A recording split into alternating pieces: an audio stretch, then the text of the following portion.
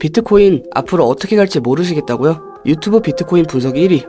제 영상만 보시면 됩니다. 악재 호재에 휘둘리지 마세요. 차트는 대형입니다. 안녕하세요. 아빠는 왜 코인 안 했어입니다. 현재 5월 31일 금요일입니다. 비트코인 브리핑 시작하도록 하겠습니다. 오늘 저녁 9시 반에 미국 소비 지출 물가지수 PCE 발표가 있습니다. 그래갖고 이런 발표들 전후로 선물 같은 경우에는 좀 변동성이 있으니까 조금 쉬는 게 오히려 더 장세에 도움이 되겠죠. 그리고 이런 삼각수렴, 이런 현재 박스권에 위치해 있으니까 지금 자리에서 위로 간다 아래로 간다 뭐 논하기엔 좀 어렵습니다. 그렇기 때문에 조금 지켜보는 걸로 하도록 하고, 리플 CEO가 리플 솔라나 에이다 ETF 승인은 시간 문제다 했고, 그럼에도 이제 당국의 규제의 명확성은 여전히 부족하다. 게리 겐슬러가 이제 7, 80년 전 규제가 지금의 암호화폐 시장에도 적용된다고 믿는데 이는 말도 안 된다. 그래갖고 겐슬러가 이런 발언을 하면서 지금 다 승인이 되고 있죠. 뭐 비트코인, 그 다음에 이더리움 다 승인이 되고 있습니다. 그래갖고 이런 것들은 오히려 호재로 작용할 수 있는데 지금 차트에서는 눈에 띄지 않는다. 왜냐면은 지금 빠지고 있는 추세이기 때문에 이런 거를 뜬다고 해서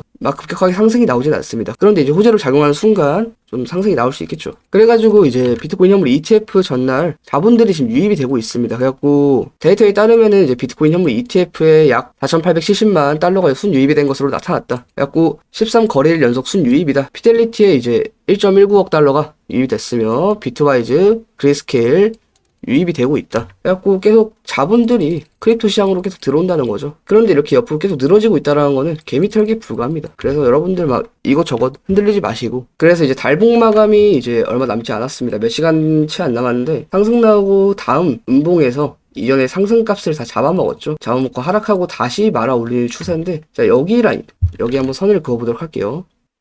자 여기에 선을 긋고 날봉으로 돌아왔을 때 여기입니다. 여기. 그래갖고 지금 이렇게 추세가 만들어지고 있잖아요. 고점에서부터 현재 여기 추세랑 달봉, 양봉의 종가 마감된 자리 여기 두 개를 상방으로 돌파가 나와준다면 여기서부터 엄청난 큰 상승이 나올 것이라 봅니다. 여러분들이 생각했던 것보다 더 높게 갈 가능성이 높아 보이는 자리고, 그래갖고 지금 이런 수렴에서 잡을 필요가 없어요.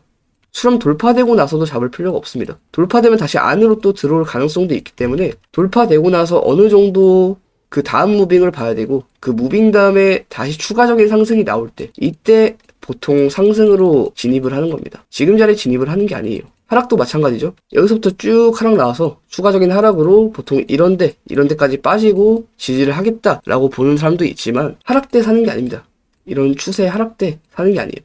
뚫리고 나서도 사는 게 아닙니다. 어느 정도 하락에 대한 모멘텀이 좀 더 강해졌을 때 하락을 들어가는 건데, 여기에서는 하락의 모멘텀이 강해지지가 않았어요. 강해질 이유도 없고, 제가 똑같은 말씀을 드리지만, 자 박스권 안에, 박스권 상단에 삼각수렴이 현재 만들어지고 있다. 그래갖고 이전과 같은 플랩탈로 현재 가고 있는데, 여기에서 자세히 보시면은 여기에서 수렴이 만들어졌잖아요. 근데 수렴 끝자락까지는 얼마 남지 않았습니다. 보통 한 이틀 정도 남았는데, 이렇다라는 거는 이제 변동성이 곧 나올 확률이 높다는 뜻이겠죠. 그래갖고 이 확률에서 저는 이제 상승으로 보고 있는 거고, 아까 여기 라인하고 월봉의 그 양봉 종가 마감된 자리 여기 같이 넘어주면은 그때부터 상승을 아까 본다고 말씀드렸는데, 눌리고 이렇게 올라가나 그냥 올라가나 상관이 없는데, 자 여기에서는 보통 상승이 나올 때 한 번씩 크게 눌렸어요. 상승 나오고 크게 눌리고, 상승 나오고 크게 눌리고, 여기에선 조금 덜 눌렸지만 한 번씩 상승 나올 때마다 크게 눌리고, 상승 나올 때마다 눌리고, 여기도 한 번 더 눌리고, 그래갖고 다시 상승 추세가 만들어질 때 여기서부터는 크게 안 눌렸습니다.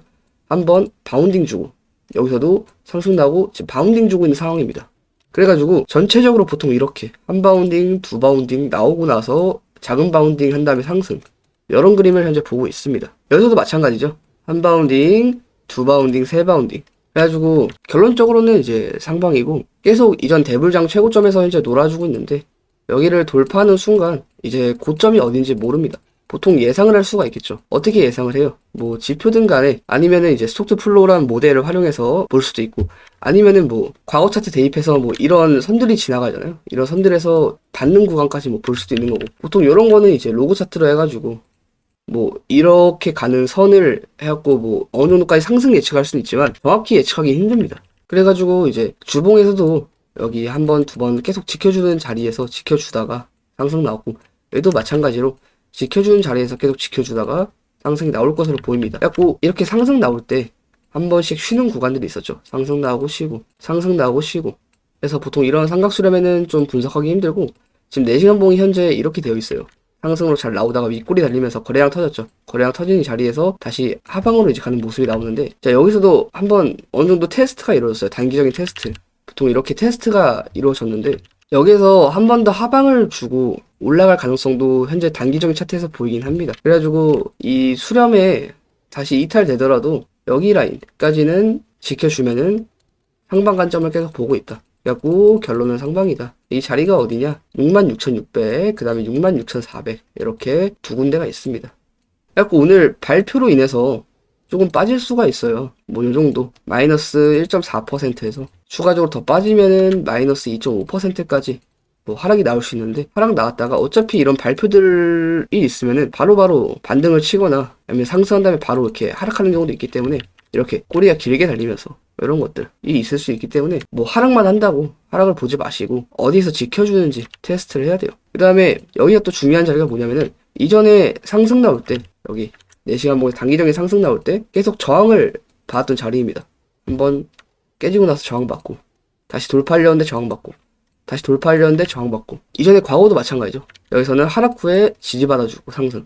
보통 이런 자리가 다 돌파, 테스트 자리에 겹치기 때문에 현재도 쭉 단기적으로 말아 올리고 나서 한번 지지를 받은 상황이죠. 지지받고 다시 상승 나오면서 추세 만들어주고 있는, 삼각 추세 만들어주고 있는 자리입니다. 그렇기 때문에 다시 하방이 나오더라도 이런 자리에서는 기술적 반등으로 지켜줄 가능성이 높다. 자, 업비트 차트입니다. 지금 현재 빨간불이 많이 켜지지 않는 상황인데, 이러다가 또 켜지고 이러다 또 파란불 되고 이런 경우들이 많아요. 여러분들께 한 가지 알려드리고 싶은 게 있는데, 지금 장이 수익이 나기 힘든 장입니다. 근데 이제 이런 장이 아니라 나중에 이제 아무거나 사도 오르는 장이고 수익이 잘 나는 장으로 변하잖아요. 여기에 대한 리스크도 있습니다. 여러분들이 이 리스크가 손실에만 보통 생각을 하시는데, 손실에만 있지가 않아요. 이 투자라는 것에는 뭐가 딸려와요? 리스크가 딸려오죠. 뭐 코인 투자가 있을 테고, 주식 투자가 있을 테고, 부동산이 있을 테고, 뭐 채권이 있을 테고, 아니 뭐 매장이 있을 테고, 이런 투자가 많은데, 투자에는 항상 리스크가 따라옵니다. 그래갖고 코인을 한번 예시를 들어볼게요. 뭐 아무거나 그냥 예시를 들겠습니다. 내가 에이다를 324원에 샀어요. 여기서 아예 바닥이라 생각하고 바닥 잘 잡아서 샀어요. 샀는데 몇 퍼센트가 오른 거예요? 250%가 올랐죠. 그러면은 지금 빠진 상황이잖아요. 빠진 상황에서는 94%가 오른 겁니다. 그렇죠? 그럼 여기에 대한 차익이 있을 거 아니에요. 여기에 리스크입니다. 그러니까 내가 여기서 100만원 들어갔다 치고 250% 먹으면은 2.5배를 먹은 거잖아요. 그렇죠? 그럼 이거를 출금하기 전까지는 내 돈이 아닌데, 여기에 대한 그 수익 리스크입니다. 수익 리스크. 근데 보통 매수를 하고 나서 바로 떨어지는 경우보다 수익이 쭉 나고 나서 빠지는 이런 구간들이 오히려 멘탈적으로 더 힘들어요. 그래서 대체적인 사례가 뭐예요? 이런 걸 못 먹습니다. 여기 사서 이런 걸 못 먹어요. 보통 사람이라면은 바닥에 사면은 최고점까지 들고 가면 1000%가 넘는데, 보통 사람들이라면은 100% 200% 먹고 빠집니다. 많이 먹어봤자 500%, 진짜 잘 먹으면 1000%. 여기까지는 먹지 못한다는 거예요. 그러면은 여기까지 먹으려면 어떻게 해야 돼요? 이 올라오는 과정 중에 리스크가 있습니다. 그쵸? 내가 여기 샀어. 한번 예시를 들어볼게요. 여기 샀어요. 이렇게 올라가고 있네? 그럼 몇 퍼센트가 오른 거예요? 100%가 오른 거예요. 다시 빠지고 있어. 빠질 때는 50%가 빠지는 거죠. 올라갈 때는 100%가 상승해야 되는데, 빠질 때는 마이너스 50%면은 원점이 된다. 그러면은 여기 산 사람들은 이렇게 빠지면은 안 털까요? 털죠. 본전 왔는데. 근데 이걸 버텨야 뒤에 상승이 나오잖아요. 그럼 여기 많이 버텼어. 여기에 대한 정신적인 그런 압박이 엄청납니다. 이런 투자에 대한. 그냥 간단하게 여기 사서 여기서 100%를 먹었는데 현재 21선도 깨졌어. 내려와서. 그러면 사람의 심리가 뭐예요?